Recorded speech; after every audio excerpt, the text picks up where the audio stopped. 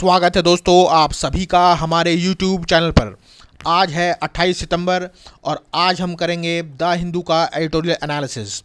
आज जो टॉपिक्स हैं जो एग्जामिनेशन पॉइंट ऑफ व्यू से रेलेवेंट हैं वो दो टॉपिक्स हैं जो कि दोनों के दोनों द हिंदू एडिटोरियल के हैं। इंडियन एक्सप्रेस से आज कोई भी आर्टिकल नहीं है जो एनालिसिस करने योग्य हो।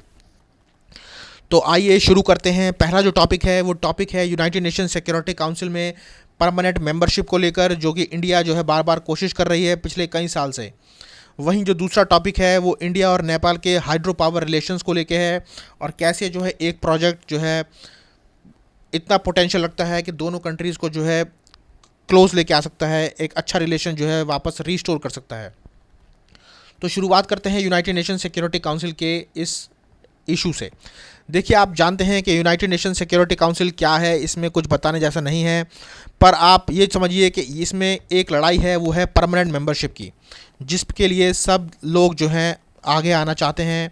उनकी कोशिश है कि हमको जो है परमानेंट मेंबरशिप, या फिर यूँ समझिए कि P5 इसे बोलते हैं, अभी के जो स्टेटस में P5 ग्रुप के अंदर हमें एंट्री मिल जाए। और इसमें थोड़ा सा मैं ये इंडिया के रिगार्डिंग में जो कॉन्टेक्स्ट है वो देना भी चाहूँगा कि क्यों इंडिया को मिलनी चाहिए और क्यों यूनाइटेड नेशन सिक्योरिटी काउंसिल में रिफॉर्म्स की आवश्यकता है। ऑल्दो राइटर ने जो भी अपनी बात लिखी है वो एक अलग चीज़ है, पहले हम देख लें कि क्यों ज़रूरत है यूनाइटेड नेशन सिक्योरिटी काउंसिल के अंदर रिफॉर्म्स की। देखिए, एक तो जो UN सिक्योरिटी काउंसिल है ये एक तरीके का एक अनडेमोक्रेटिक स्ट्रक्चर है। क्यों अनडेमोक्रेटिक स्ट्रक्चर है वो मैं बता देता हूँ आपको कि सिर्फ दो रीजन्स हैं। पहली रीजन है नॉर्थ अमेरिका और दूसरी है यूरोप। सिर्फ इसके अंदर इन्हीं कंट्रीज़ का डोमिनेशन है और इसके अलावा जो एशिया है उसको अंडर रिप्रेजेंट किया गया है। एशिया इतना बड़ा कॉन्टिनेंट होने के बाद भी सिर्फ और सिर्फ चाइना ही उसका एकमात्र जो है मेंबर है P5 ग्रुप का। और तीसरा, इसके अंदर बिल्कुल भी रिप्रेजेंटेशन नहीं है अफ्रीकन कंट्रीज़ की। एक भी अफ्रीकन कंट्री जो है इसका मेंबर नहीं है, जो दर्शाता है कि ये पूरे देश के पूरी दुनिया के लिए एक अनडेमोक्रेटिक स्ट्रक्चर है। आगे आप जानते हैं कि बार बार जो है जो सामने आई है बातें वो है मिसयूज़ हुआ है वीटो पावर का, मिसयूज़ ऑफ वीटो पावर। क्योंकि जो P5 कंट्रीज़ हैं उनके पास एक पावर है वो है वीटो पावर। इस वीटो पावर को वो यूज़ करते हैं अपने खुद के स्ट्रैटेजिक इंटरेस्ट के लिए या फिर उनके जो एलाइज़ हैं उनके स्ट्रैटेजिक इंटरेस्ट के लिए। एग्जाम्पल के तौर पे मैं बता दूं कि यूनाइटेड नेशन ने अपने वीटो काउंसिल को कम से कम 16 बार इस्तेमाल किया है ताकि वो इसराइल को प्रोटेक्ट कर सके इस इसराइल पैलेस्टीनियन कॉन्फ्लिक्ट को लेके। इसराइल पैलेस्टीनियन कॉन्फ्लिक्ट क्या है वो मैं कहीं और किसी दिन किसी और टॉपिक में कवर करूँगा। अभी आप ये समझिए कि जो इसराइल को प्रोटेक्ट करने के लिए यूनाइटेड नेशन सिक्योरिटी काउंसिल ने कई बार अपने रेजोल्यूशंस को जो है यूज़ किया है ताकि अपनी वीटो पावर का इस्तेमाल कर कर वो उनको प्रोटेक्ट करे। तीसरी बात, कोई भी ग्लोबल गवर्नेंस नहीं है इस यूनाइटेड नेशन सिक्योरिटी काउंसिल के फोकस पर। ग्लोबल गवर्नेंस से मेरा यहाँ पे तात्पर्य है वो ये है कि जो ग्लोबल इश्यूज़ हैं आज की डेट में, जैसे टेररिज्म हो गया, क्लाइमेट चेंज हो गया, साइबर सिक्योरिटी, पब्लिक हेल्थ, इन पर कोई भी बातचीत नहीं करते यूनाइटेड नेशन सिक्योरिटी काउंसिल। और ये इसका अच्छा खासा एग्जांपल आप देख सकते हैं कि पैंडेमिक सिचुएशन में क्या हुआ था। पैंडेमिक में जो है किसी भी तरह का रिलीफ इस यूनाइटेड नेशन सिक्योरिटी काउंसिल से नहीं मिला था, जो ये दर्शाता है कि कोई भी ग्लोबल गवर्नेंस रिलेटेड एस्पेक्ट्स के ऊपर ये सिक्योरिटी काउंसिल सीरियस नहीं है। फर्दर अगर अब की इस स्थिति में इसके अंदर रिफॉर्म्स ना किए गए, आने वाले समय में इसके अंदर रिफॉर्म ना किए गए, तो ये सिक्योरिटी काउंसिल जो है एक तरह का इर्रेलेवेंट ऑर्गेनाइजेशन बन जाएगा जिसका कोई महत्व नहीं रहेगा पूरी दुनिया के अंदर। अब इंडिया जो है कोशिश कर रहा है कि इसके अंदर हमें परमानेंट मेंबरशिप मिल जाए और परमानेंट मेंबरशिप मिलनी भी चाहिए। इसके लिए कुछ इंपॉर्टेंट रीजंस भी हैं। फर्दर अभी देखते हैं कि क्या कह रहे हैं राइटर। देखिए, राइटर जो कह रहे हैं वो ये कह रहे हैं कि पिछले कुछ समय से एक्सटर्नल अफेयर्स मिनिस्टर हैं हमारे जो जयशंकर जी, वो लगातार जो है आपका इंगेजमेंट कर रहे हैं बहुत सारी कंट्रीज़ के साथ ताकि उनकी जो परमानेंट मेंबरशिप की दावेदारी है सिक्योरिटी काउंसिल में वो मजबूत तरीके से रखी जा सके। और अभी के समय में जो फोकस किया जा रहा है वो फोकस है टेक्स्ट बेस्ड नेगोशिएशन को लेके। टेक्स्ट बेस्ड नेगोशिएशन क्या है ये मैं आपको बता देता हूँ। टेक्स्ट बेस्ड नेगोशिएशन का मतलब ये है कि आप सभी जानते हैं, चाहे US हो या UK, वो ये कह देता है कई इंपॉर्टेंट प्लेटफॉर्म्स पे कि हाँ हम इंडिया को सपोर्ट करते हैं सिक्योरिटी काउंसिल में मेंबरशिप के लिए, लेकिन लिखित में कुछ नहीं देता है। तो अभी जो फोकस है वो टेक्स्ट बेस्ड नेगोशिएशन पे है। मतलब अभी इंडिया चाहता है कि आप लिख कर दें एक डॉक्यूमेंट पे कि हाँ आप जो है सपोर्ट कर रहे हैं इंडिया को परमानेंट मेंबरशिप के लिए। तो इसके ऊपर जो है अभी सारा फोकस लगाया हुआ है और आप जानते ही हैं कि इन कंट्रीज़ को P5 कहकर पुकारा जाता है, लेकिन P5 कुछ समय पहले तक कुछ और कंट्रीज़ के लिए भी यूज़ होता था। जो न्यूक्लियर ग्रुप था आपका वर्ल्ड का, उसके लिए भी P5 यूज़ हुआ करता था। लेकिन अब ऐसा नहीं होता, क्योंकि कुछ नए प्लेयर्स हैं वो भी इस न्यूक्लियर वेपन क्लब में आ चुके हैं, जैसे इंडिया, पाकिस्तान, नॉर्थ कोरिया और इसराइल। तो जब से इन पाँचों ने जो है इस न्यूक्लियर वेपन क्लब को ज्वाइन किया है, ये जो न्यूक्लियर वेपन क्लब है इसको P5 कहना बंद कर दिया गया है। अब P5 वर्ड जो है केवल और केवल परमानेंट मेंबर्स के लिए यूज़ होता है जो यूनाइटेड नेशन सिक्योरिटी काउंसिल में हैं। अभी जो मेंबर्स हैं permanent membership as a United Nation Security council में, कोई भी P5 मेंबर ये नहीं चाहता कि कोई भी नया मेंबर वहाँ आए और जो है वीटो पावर को इन्जॉय करे, क्योंकि जो ज़्यादातर जो डिबेट और कंट्रोवर्सी है वो वीटो पावर को लेकर ही है। हर कंट्री जो है वीटो पावर का मिसयूज़ करना चाहता है अपने पर्टिकुलर इंटरेस्ट के लिए। और जब ये आपका जो सिक्योरिटी काउंसिल का फॉर्मेशन हुआ था, तब 50 कंट्रीज़ का डेलीगेशन एक साथ बैठा था और उसके ऊपर उनका जो सबसे ज़्यादा इशू ऑफ कंसर्न था वो यही था, वो था वीटो पावर। कि कंट्रीज़ ने बहुत ज़्यादा अपोज़ किया था कि पूरी दुनिया की पावर जो है ऐसी 5 कंट्रीज़ को नहीं देनी चाहिए कि वो उसे वीटो कर कर अपने तरीके से इस्तेमाल कर सके। लेकिन उस वक्त की जो पावरफुल कंट्रीज़ थी, जैसे ब्रिटिश हो गई, उन्होंने कहा कि या तो यूनाइटेड नेशन के अंदर वीटो होगा या फिर हम ही नहीं होंगे और यूनाइटेड नेशन भी नहीं होगा। वहीं जो दूसरी डेवलपिंग कंट्रीज़ थी, जैसे उनका नेतृत्व इंडिया कर रहा था, तो उन्होंने कहा कि बेहतर है कि इस वक्त एटलीस्ट एक यूनाइटेड नेशन हो जाए, चाहे वो इम्परफेक्ट हो, इतना अच्छा ना हो, लेकिन उसका होना ही अपने आप में एक बड़ी बात रहेगा। तो ये सब अलग अलग जो है डिबेट्स थी, और उसके बाद जो है आप जानते हैं कि United Nation Security council existence में आ ही गया। और अभी के जो समय है उसमें सबकी डिमांड है, क्योंकि ये जो P5 क्लब हैं उनके अंदर केवल और केवल वेस्टर्न कंट्रीज़ के ही मेंबर्स हैं, और वो चाहते हैं कि दूसरी कंट्रीज़ को भी वहाँ रिप्रेजेंटेशन मिले। लेकिन P5 क्लब के जो मेंबर्स हैं वो नहीं चाहते कि किसी भी तरीके से उनकी पावर जो है डाइल्यूशन हो, क्योंकि अगर कोई नए मेंबर आएगा तो उनकी पावर डाइल्यूट होगी और वो अपनी इस प्रिविलेज पावर को किसी के साथ भी शेयर करना नहीं चाहते हैं। राइटर आगे बताते हैं कि रशियंस ने जो है बहुत कोशिश करी है इंडिया को हमेशा अपनी वीटो पावर से बचाने की, चाहे वो कश्मीर का मुद्दा हो, चाहे आप जानते हैं कि इंडिया और बांग्लादेश का वॉर हुआ था और उसमें कुछ रेजोल्यूशंस पास किए गए थे इंडिया के खिलाफ सैंक्शंस रिलेटेड, उस पर भी जो है आपका रशिया ने वीटो किया था 1971 में। वहीं आज की स्थिति जो है कुछ अलग है, और अगर जो है आज कश्मीर का इशू जो आर्टिकल 370 वाला है वो अभी ना अभी फ्यूचर में कभी ना कभी सामने आएगा ही, जिसके ऊपर कोशिश की जाएगी किसी न किसी रेजोल्यूशन को पास करने की। तो ऐसा आज की स्टेट में ज़रूरी नहीं है कि कश्मीर के मुद्दे को लेके रशिया हमें रेस्क्यू करे, क्योंकि आज का डायनामिक्स है वो कुछ अलग है।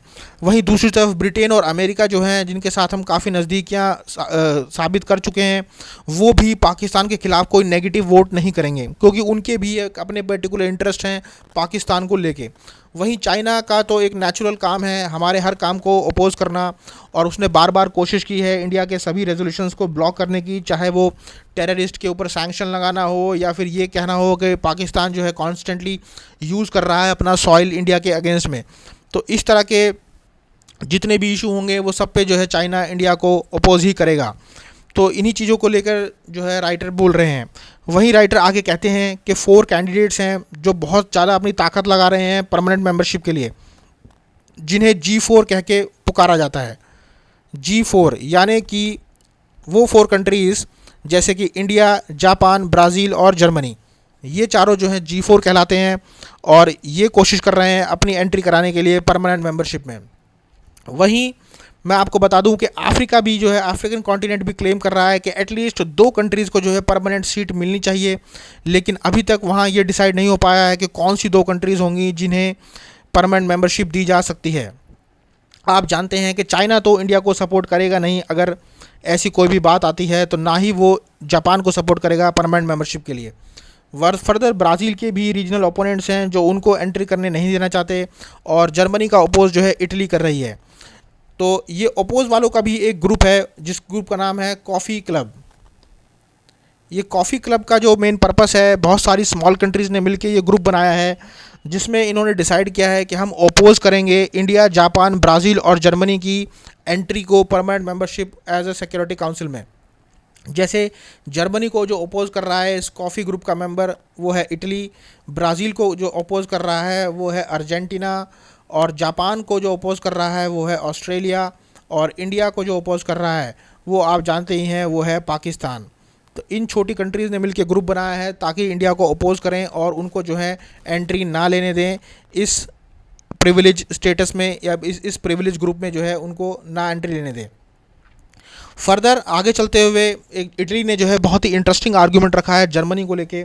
उन्होंने कहा है कि अगर जर्मनी और जापान को जो है परमानेंट मेंबरशिप में दावेदारी देने की बात सोची जा सकती है तो इटली को क्यों नहीं, क्योंकि जर्मनी और जापान ये दोनों ही जो है एक्सिस पावर का हिस्सा रहे थे सेकेंड वर्ल्ड वॉर में, और इसका जो थर्ड मेंबर था वो इटली था।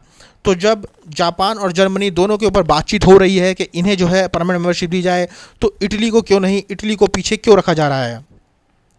वहीं आप जानते हैं कि अब अगर किसी भी नए ग्रुप में, इस ग्रुप में नई कंट्री को एंट्री की गई तो ऐसा नहीं होगा कि केवल इंडिया को ले लिया कि हाँ इंडिया अच्छा कर रहा है, अब जियो पॉलिटिकल लेवल पे ग्लोबल पावर बनता जा रहा है तो इंडिया को ले लो, नहीं।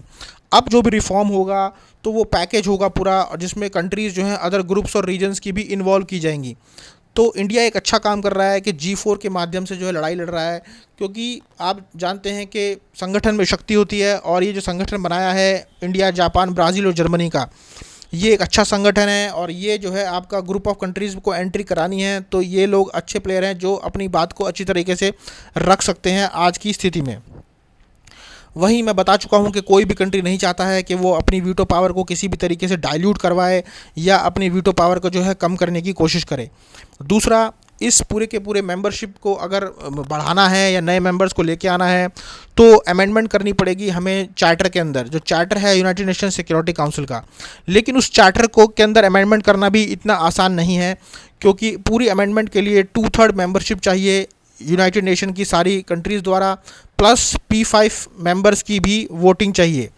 कहने का मतलब ये है कि अगर 2/3 मेंबरशिप से पूरी की पूरी ये जो UN मेंबर्स हैं वो भी पास कर दें और बाद में कोई एक कंट्री भी वीटो लगा दे तो इसको अमेंडमेंट नहीं किया कर पाएंगे हम लोग। तो आप ये समझिए कि एक कंट्री जो है, कोई भी P5 ग्रुप के अंदर जो एक कंट्री है वो इतनी पावर रखती है अपने पास कि वो पूरा का पूरा जो है ग्लोबल डायनेमिक्स को आपका चेंज कर सकती है या फिर चेंज होने से रोक सकती है। हालांकि ये चार्टर अपने पूरे कार्यकाल में केवल एक ही बार अमेंड हुआ है 1960 में, जब कुछ नॉन परमानेंट मेंबर सीट्स के नंबर को बढ़ाना था तब। इसके अलावा ये कभी भी जो है आपका अमेंडमेंट नहीं हो पाई है इसके अंदर। वहीं एक नया आइडिया है जिसको बार बार जो है आपका सामने रखा जा रहा है स्पेशली डेवलप्ड वर्ल्ड द्वारा। वो कहना चाहते हैं कि एक कैटेगरी ऑफ हम नहीं इंक्लूड कर सकते हैं इसके अंदर, वो है सेमी परमानेंट मेंबर्स की। सेमी परमानेंट मेंबर्स मतलब एक ऐसा ग्रुप होगा जिसके अंदर 8 to 10 ईयर्स के लिए आपको रखा जाएगा और कोई भी कंट्री जो होगी वो एलिजिबल होगी इसके अंदर री इलेक्शन के लिए। हालांकि इंडिया जो है इसके बारे में एक सीरियस कंसिडरेशन दे रहा है, लेकिन अभी तक जो है कुछ भी इसके सामने, इसके ऊपर क्या बात है वो सामने नहीं आई है।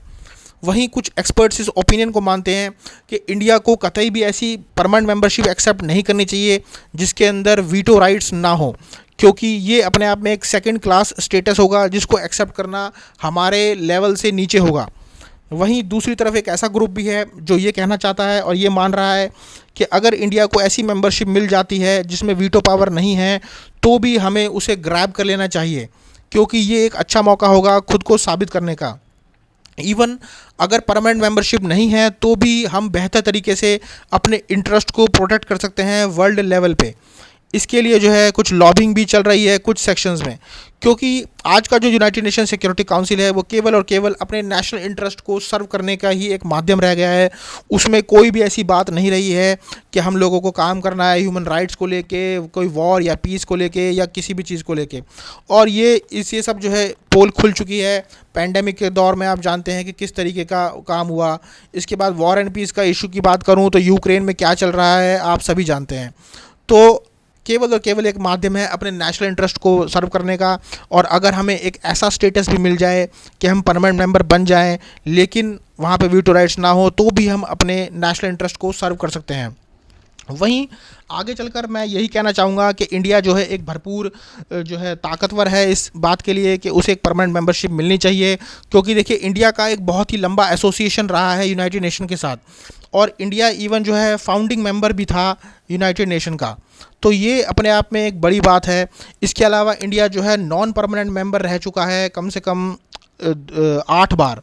8 बार जो है नॉन परमानेंट मेंबर्स रह चुका है इंडिया रह चुका है यूनाइटेड नेशन सिक्योरिटी काउंसिल का। इसके अलावा जो पीस कीपिंग ऑपरेशन होते हैं उसके अंदर सबसे ज़्यादा अगर पीस कीपर्स किसी ने सेंड किए हैं P5 कंट्रीज से भी ज़्यादा, तो वो आपका इंडिया ने ही किए हैं। और ये दिखाता है कि इंडिया कितना बड़ा ग्लोबल लेवल पे रोल प्ले कर रहा है। वहीं तीसरा पॉइंट ये है कि इंडिया जो है एक लार्जेस्ट डेमोक्रेसी है और वर्ल्ड की जो है सेकंड लार्जेस्ट पॉपुलेशन भी है यहाँ पे, जो दिखा रही है कि इतने बड़े लोग हैं और फास्टेस्ट ग्रोइंग इकोनॉमी भी है वर्ल्ड की। तो ये अपने आप में जो है एक जवाब है उन लोगों के लिए जो बार बार विरोध कर रहे हैं इंडिया का इस ग्रुप में एंट्री होने से। वहीं इंडिया ने जो है आप जानते हैं एक न्यूक्लियर वेपन स्टेटस भी है, जिस न्यूक्लियर वेपन स्टेटस को बहुत रिस्पॉन्सिबल तरीके से जो है निभाया है इंडिया ने। और इसके अलावा दूसरे एक्सपोर्ट कंट्रोल रिजीम्स हैं जो आपके, उनको ज्वाइन किया है इंडिया ने, चाहे वो MTSR हो या वासेनर एग्रीमेंट हो, ठीक है, इस तरह के एग्रीमेंट हैं। और इंडिया जो है अपना इंटरनेशनल प्रोफाइल को अच्छी तरीके से मेंटेन करके रखे हुए है। और इसके अलावा दूसरी चीज़, इंडिया रिप्रेजेंट करता है थर्ड वर्ल्ड को, ठीक है, थर्ड वर्ल्ड को रिप्रेजेंट करता है इंडिया। आप जानते हैं कि नॉन अलाइंड मूवमेंट है जिसके अंदर इंडिया जो है प्रतिनिधित्व करता है थर्ड वर्ल्ड कंट्रीज़ का। तो ये दिखाता है कि इंडिया जो है रिप्रेजेंटेटिव है पूरे डेवलपिंग वर्ल्ड का। तो इन सब चीज़ों को जो है ध्यान में रखना चाहिए और इसके हिसाब से जो है इंडिया का एक मजबूत दावेदारी बनती है कि उन्हें परमानेंट मेंबरशिप मिले यूनाइटेड नेशन सिक्योरिटी काउंसिल में। तो यही था ये एनालिसिस। आगे है द हिंदू का दूसरा आर्टिकल जो है energizing India Nepal ties the hydro power way. देखिए, इंडिया और नेपाल के बारे में आप जानते हैं, यहाँ पे हम जो है इंडिया नेपाल के जो रिलेशंस हैं उनको डिस्कशन नहीं करेंगे। केवल और केवल जो टॉपिक यहाँ पे हम डिस्कस करने वाले हैं वो हाइड्रो पावर को लेके है। अभी का जो इशू है वो ये है कि एक डैम है जिसे बोलते हैं वेस्ट सेती डैम, जो आप फिगर में देख सकते हैं। और ये डैम जो है इंडिया और नेपाल के बॉर्डर में है और बहुत प्रिसाइसली अगर कहूँ तो उत्तराखंड और नेपाल के बॉर्डर पे है। और इस बॉर्डर के ऊपर जो है एक सेती रिवर है, सेती रिवर के ऊपर एक डैम बनाने की कोशिश की गई थी, वेस्ट सेती डैम। इनिशियली जो ये डैम जो है चाइना को दिया गया था इसका प्रोजेक्ट, लेकिन चाइना ने जो है कुछ चीज़ों का हवाला देते हुए इस प्रोजेक्ट को छोड़ दिया है और उन्होंने कहा है कि अब हम जो है इस प्रोजेक्ट के ऊपर काम नहीं करना चाहते। और उसको बाद देखते हुए जो है 4 साल बाद उसके बाद नेपाल को याद आया कि क्यों ना ये काम इंडिया से करा लिया जाए और अब इंडिया ने जो है बीड़ा उठाया है इस प्रोजेक्ट को पूरा कंप्लीट करने का। तो पहले मैं बता देता हूँ कि चाइना ने जो है इस प्रोजेक्ट से क्यों बाहर निकाला है अपने आप को। देखिए, क्योंकि एक तो सबसे पहले मैं बता दूं जो इसमें सबसे बड़ा रीज़न रहा है कि इंडिया का जो स्टैंड है वो ये है कि वो किसी भी ऐसे पावर प्रोजेक्ट से पावर इलेक्ट्रिसिटी बाय नहीं करेगा जिसे चाइना डेवलप कर रही है, ठीक है। चाइना डेवलप प्रोजेक्ट्स में से बाय नहीं करेंगे वो इलेक्ट्रिसिटी। प्लस दूसरा, चाइना ने ये बोला है कि जो इसके एनवायरमेंटल कॉस्ट हैं और जो दूसरे फाइनेंशियल जो खर्चा आ रहा है इसके अंदर, वो हमारे लिए जो है अनफिजिबल हो गया है। क्यों अनफिजिबल हो गया है वो? क्योंकि उसमें जो रीसेटलमेंट करनी है और रिहैबिलिटेशन कॉस्ट है, क्योंकि जो लोग जो हैं वहाँ से हटा दिए गए हैं उनको रीसेटलमेंट और रिहैबिलिटेशन कराना ही होगा नेपाल के कानून के हिसाब से। तो उनका जो रीसेटलमेंट और रिहैबिलिटेशन कॉस्ट है वो बहुत ज़्यादा है, जो कि उनकी उम्मीद और उनकी प्रॉफिट वायबिलिटी नहीं बन पा रही है। वहीं जो एक नेपाल का जो कानून है उसके अकॉर्डिंग इस प्रोजेक्ट में से 31% इलेक्ट्रिसिटी जो है फ्री देनी होगी नेपाल को, प्लस 30 यूनिट्स देने होंगे इलेक्ट्रिसिटी के उन लोगों को जो अफेक्ट हुए हैं इस प्रोजेक्ट्स की वजह से, वो भी पर मंथ।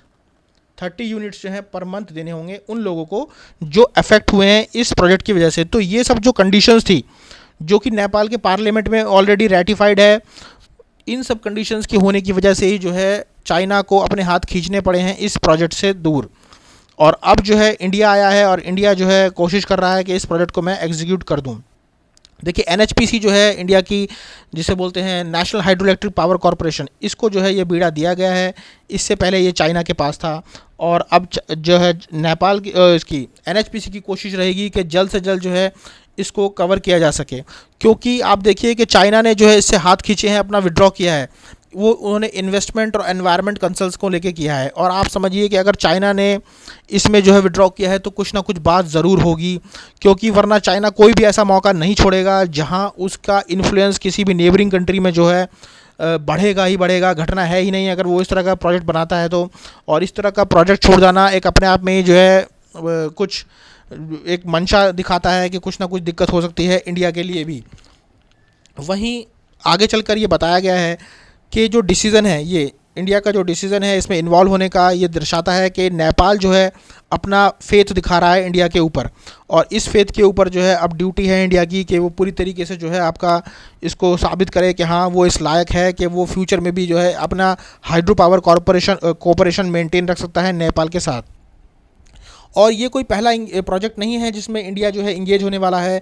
इससे पहले भी कुछ प्रोजेक्ट्स हैं जिसमें इंडिया इंगेज रहा है, जैसे महाकाली रिवर ट्रीटी जिसके ऊपर प्रोजेक्ट बनाया गया था, अपर करनाली प्रोजेक्ट जिसमें आपका प्रोजेक्ट बनाया है, इसके अलावा अरुण 3 प्रोजेक्ट्स, ये भी आपका इन सब के ऊपर जो है इंडिया पहले प्रोजेक्ट बना चुकी है। और इंडिया जो है एक बहुत बड़ी मार्केट है नेपाल की इलेक्ट्रिसिटी बाय करने वाली। तो आप ये समझिए कि जो नेपाल में जो इलेक्ट्रिसिटी प्रोड्यूस होती है वो काफ़ी हद तक जो है इंडिया में ही एक्सपोर्ट होती है। और अगर इंडिया जो है इसको कंप्लीट कर देता है with in a time bound manner, तो ये जो चाइना का जियोपॉलिटिकल इन्फ्लुएंस है नेपाल के अंदर उसको भी कम करेगा, डिमिनिश करेगा। और आपको मैं बता दूं कि जो वेस्ट सेती प्रोजेक्ट है ये चाइना का एक मेजर प्रोजेक्ट है जो बेल्ट एंड रोड इनिशिएटिव के का ही इंटीग्रल पार्ट है। तो ये अपने आप में जो है एक विन विन सिचुएशन होगी इंडिया के लिए। और इंडिया ने जो ये क्लॉज रखा था कि वो ऐसी कोई भी एनर्जी बाय नहीं करेगी जो चाइना डेवलप्ड प्रोजेक्ट्स पे है, ये प्रोजेक्ट क्लॉज जो है उनका बहुत काम आया इंडिया के फेवर में। और अगर ये प्रोजेक्ट जो है पूरी तरीके से इम्प्लीमेंट हो जाता है तो cross border power exchanges setup हो जाएंगे दोनों कंट्रीज़ के बीच में, और बेहतर तरीके से डिस्ट्रीब्यूशन एंड ट्रांसमिशन होने लगेगा। आप जानते हैं कि नेपाल जो है बहुत ज़्यादा पावर शॉर्टेज जो है एक्सपीरियंस कर रहा है, और जो उनका डिपेंडेंस है इंडिया के ऊपर बहुत ज़्यादा है हाइड्रो इलेक्ट्रिसिटी को लेके। और अगर नेपाल जो है इलेक्ट्रिसिटी एक्सपोर्ट कर सके इंडिया को तो ये बेहतर होगा नेपाल के लिए, क्योंकि उससे उनकी फॉरेन एक्सचेंज रिजर्व्स इंप्रूव होंगी और वो अपनी पावर शॉर्टेज को भी ओवरकम कर सकेंगे। वहीं आप जानते हैं कि कुछ समय से देखा जा रहा है कि इंडिया जो है उनका बहुत ओवर डिपेंडेंस है कोल बेस्ड इलेक्ट्रिसिटी को लेके। इवन 70% हमारी जो इलेक्ट्रिसिटी डिमांड है वो कोल बेस्ड प्रोडक्शन से ही सप्लाई पूरी हो पाती है। तो इस ऐसी स्थिति में अगर हमें इलेक्ट्रिसिटी सप्लाई मिल जाए जो कि हाइड्रो पावर जनरेशन हो, जो कि ग्रीन एनर्जी है, तो उससे जो है एक बेहतर वो होगा, हमारा एक्सपेंडिचर भी कट ऑफ होगा। दूसरा, हम जो है ग्रीन हाउस गैस एमिशंस को भी कम कर पाएंगे और बेहतर जो है अवेलेबल करा सकेंगे इलेक्ट्रिसिटी को। ऑल्दो ये सब तो आपका इसके वो हैं जो भी इसके आगे चल के इफेक्ट्स इम्पैक्ट्स निकलने वाले हैं, लेकिन अभी की जो स्थिति है उसमें जो राइटर हैं वो ये दर्शाते हैं कि कुछ चीज़ें हैं जिन पर ध्यान रखना होगा, जिन पर ध्यान रखना बहुत ज़्यादा ज़रूरी है। वो है इन्वेस्टमेंट। आप देखिए कि चाइना ने इसमें से हाथ इसलिए खींचे क्योंकि उन्हें लगा कि ये इन्वेस्टमेंट बहुत ज़्यादा हो रही है और ये प्रोजेक्ट बिल्कुल भी वायबल नहीं है। तो ये दिखाता है कि अगर चाइना जैसी कंट्री को जिसकी डीप पॉकेट्स जिसे कहा जाता है कि उसकी बहुत ही डीप पॉकेट्स हैं, उसको इन्वेस्टमेंट की दिक्कत हो रही है तो कुछ ना कुछ इशू हो सकता है।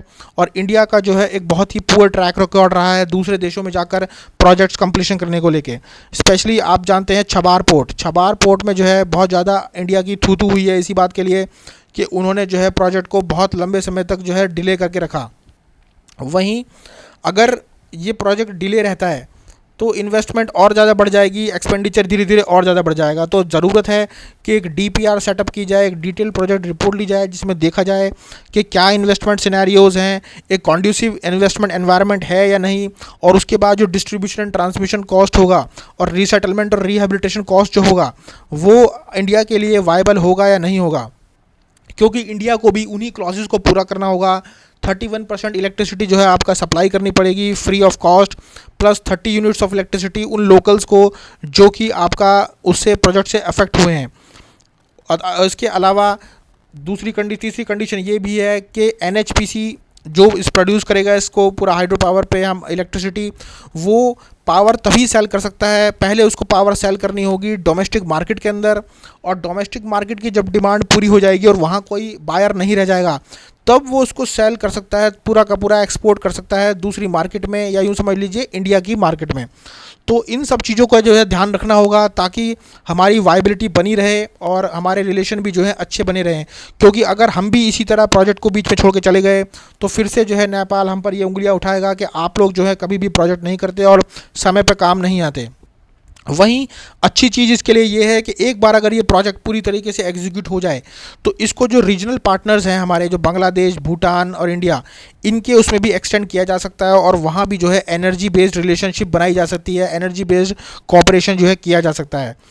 अगर हाइड्रो पावर पोटेंशियल जो है नेपाल और भूटान का हम इंटरलिंक कर दें नॉर्थ ईस्ट इंडिया के साथ, तो नॉर्थ ईस्ट इंडिया की जो डिमांड है एनर्जी की, उसको भी बेहतर तरीके से कैटर किया जा सकता है और बेहतर तरीके से उसे ऑपरेशनलाइज किया जा सकता है, जो कि हमारे लिए एक विन विन सिचुएशन होगा, बायलैटरल लेवल पे भी और रीजनल लेवल पे भी।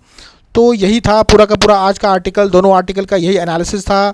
और इन एनालिसिस की पीडीएफ के लिए आप नीचे दिए गए टेलीग्राम लिंक को ज्वाइन कर सकते हैं और वहाँ से पीडीएफ डाउनलोड कर सकते हैं।